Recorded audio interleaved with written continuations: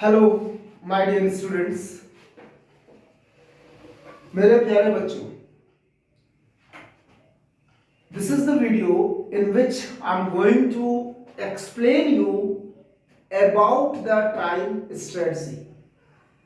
आपका चूंकि कल आपका मैथ्स का पेपर है, this is for the ISC students class 12 mathematics. कल आपका मैथमेटिक्स का पेपर है। सबसे पहले all the best to all of you those are watching this video. और इसके पहले के वीडियो भी हैं जो आपने देखे होंगे।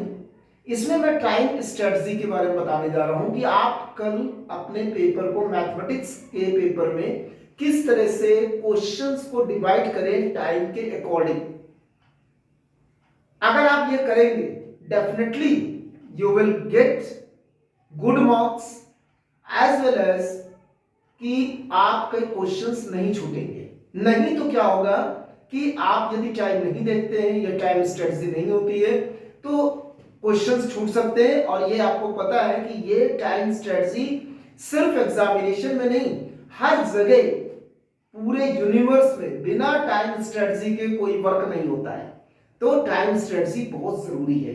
अगर किसी चीज में सक्सेस पानी है तो टाइम का सदुपयोग करना बहुत जरूरी है कि कितने टाइम के लिए क्या काम किया जाए।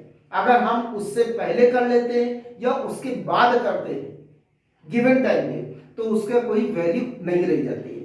तो आप इस वीडियो को टिल द एंड देखें, तब पता चलेगा कि अच्छे मार्क्स लाने के लिए हम किस तरह के टाइम को यूज करते हैं अपने इस पेपर में जो आप कल देने जा रहे हैं, मैथमेटिक्स का आईएससी बोर्ड क्लास 12। चलिए बात करें। This is study bright channel, इसको मत भूलिएगा। This is study bright channel, myself Ashish Srivastava. तो आप ये वीडियो में आप पाएंगे कि बहुत ही अच्छी चीज बताने जा रहे हैं। आपको पता है आपका paper pattern, number of questions कितने आ रहे हैं पता है सबको। Question number 1, there are 15 parts जिसमें 10 एमसीक्यूज होंगे और 5 पार्ट्स के आपके छोटे छोटे आंसर होंगे, 1 मार्क्स से सब होंगे। तो क्वेश्चन नंबर 1 ही काफी बड़ा हो जाता है। बच्चे क्या करते हैं, इसी में काफी टाइम निकाल लेते हैं, तो जिससे कि आगे के क्वेश्चन छूट जाते हैं। तो सबसे पहले आप ध्यान दीजिएगा, घड़ी आपके पास होगी, वॉच, स्मार्ट वॉच नहीं पहननी है। अच्छा, सब बच्चों को कैलकुलेटर अलाउड है, कैलकुलेटर ले जाइएगा, but the model of the calculator should be FX82। अपने पास अपनी स्टेशनरी रखिएगा, मतलब पेन, पेंसिल, जो भी चीज यूज करना है, तो ये ट्रांसपेरेंट बॉक्स में रखिएगा और कैलकुलेटर भी रखिएगा। कभी कभी जरूरत पड़ती कैलकुलेटर की, ज्यादा जरूरत नहीं है बट हो सकता है। ये सिर्फ आईएससी बोर्ड के स्टूडेंट्स के लिए है कैलकुलेटर का यूज, अदरवाइज दूसरे बोर्ड में कैलकुलेटर का यूज नहीं है। तो सबसे पहले क्वेश्चन नंबर 1, 15 पार्ट्स आएंगे उसमें। तो उन 15 पार्ट्स को आप कितनी देर में करें। अच्छा, उसमें जो 15 पार्ट्स में जो एमसीक्यूज होते हैं, सिर्फ आपको ऑप्शन लिखना है, do not show your solution as the main part. आपको सॉल्यूशन को शो नहीं करना है। हाँ, रफ कर सकते हैं अलग कहीं, but you have to write only the option. The examiner will check, सिर्फ ऑप्शन चेक करेगा, बाकी और कुछ नहीं। सॉल्यूशन से उसे कोई मतलब नहीं। फॉर एग्जांपल, आपने मान लीजिए सॉल्यूशन पूरा किया और उस सॉल्यूशन का आंसर आपका आया, कुछ भी आया, बट आपने ऑप्शन लिखते समय उसमें ऑप्शन कुछ और लिख दिया, तो वो गलत काट दिया जाएगा। क्यों? क्योंकि एग्जामिनर को सिर्फ ऑप्शन ही चाहिए, वो भी करेक्ट। अगर करेक्ट है तो वो सही करेगा, नहीं करेक्ट है तो गलत करेगा। ही or she will not see the solution। समझ में? एग्जामिनर सॉल्यूशन नहीं देखेगा। क्लियर? किस केस में? एमसीक्यू के केस में, यानी मल्टीपल चॉइस क्वेश्चन। ये नहीं कि सब में, और सब में देखेंगे सॉल्यूशन, बट इसमें नहीं। तो सबसे पहले क्वेश्चन नंबर 1 आपका दिखाई दे रहा है, 15 पार्ट्स हुए हैं, इसमें आप 30 मिनट से ज्यादा मत दीजिएगा, क्योंकि छोटे छोटे क्वेश्चन होते हैं। 30 मिनट से ज्यादा देंगे तो क्या होगा कि आप मतलब कि ज्यादा टाइम ज्यादा जाएगा और फिर आगे के क्वेश्चन छूट सकते हैं। ये 1 मार्क्स के क्वेश्चन होते हैं। इसी तरह अब आप आगे बढ़िए, क्वेश्चन नंबर 2 से लेकर के 6 तक, 2, 3, 4, 5, 6, ये आपके हर क्वेश्चन 2 मार्क्स के होंगे, यानी ये भी छोटे होंगे, लेकिन इसमें हल्का सा थोड़ा सा ज्यादा टाइम दे सकते हैं, यानी इनमें आप 5 क्वेश्चंस है, हर क्वेश्चंस को आप 4 मिनट दे सकते हैं। ऊपर आपने 2 मिनट्स दिए, इसमें आप 4 मिनट्स दीजिए, 4 मिनट से ज्यादा नहीं। हाँ, ऑल टुगेदर क्वेश्चन नंबर 2 से 10 2 से लेके 6 तक करने में 20 मिनट से ज्यादा ना जाए। ये घड़ी आप रख करके देखिए, क्योंकि ज्यादा जरूरी है, क्योंकि क्वेश्चंस नहीं तो छूटेंगे आगे।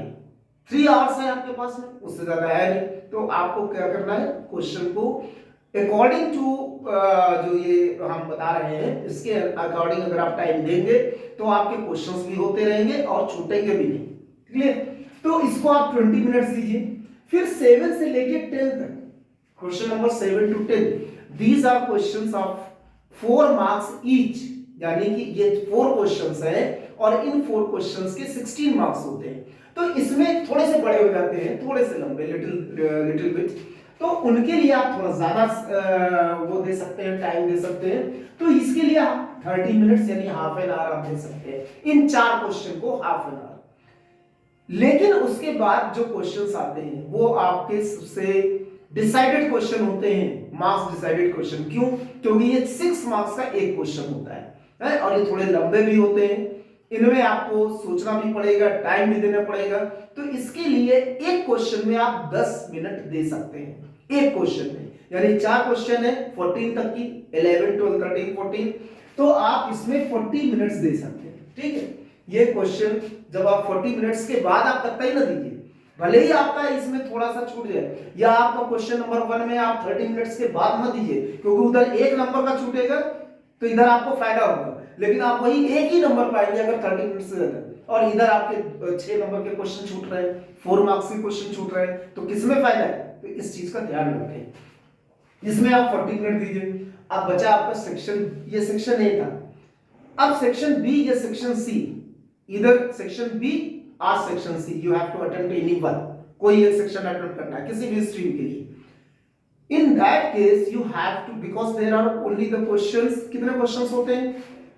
15 16 17 4 क्वेश्चंस होते हैं, जिसमें कुछ 1 मार्क्स के होते हैं, एक क्वेश्चन, पहला क्वेश्चन उसमें 1 मार्क्स का होता है, 5 पार्ट्स होते हैं 1 मार्क्स के, यानी कि 5 मार्क्स हो गया। उसके बाद क्वेश्चन नंबर 16 हो गया 2 मार्क्स का, उसके बाद क्वेश्चन नंबर 17 और 18 4 मार्क्स के हो गए, तो टोटल 15 मार्क्स बन जाते हैं। तो इसको आपको देना है ज्यादा से ज्यादा हाफ एन आवर, पूरे सेक्शन बी या सेक्शन सी को। अगर आप सेक्शन बी या सेक्शन सी को हाफ एन आवर देंगे, अब आपके पास में बचे ये हो गया टोटल आपके में 150 मिनट्स। 150 मिनट्स मतलब 2.5 आवर, मतलब 2.5 घंटे। पेपर आपका 3 घंटे का, अब आपको करना क्या है?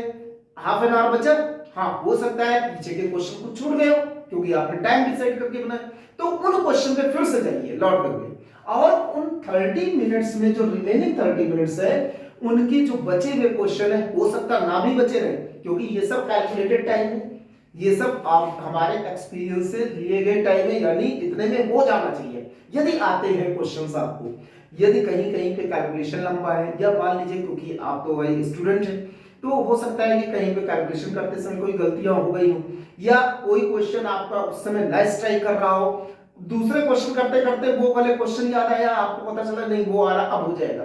तो आप ये 30 मिनट्स आप बचा के रखिए, और 30 मिनट्स में आप बाकी बचे हुए क्वेश्चंस या कोई मिस्टेक हो गई हो उनको आप करेक्ट कर सकते हैं। तो ये एक स्ट्रेटजी है, टाइम स्ट्रेटजी, तो ये आप करिएगा।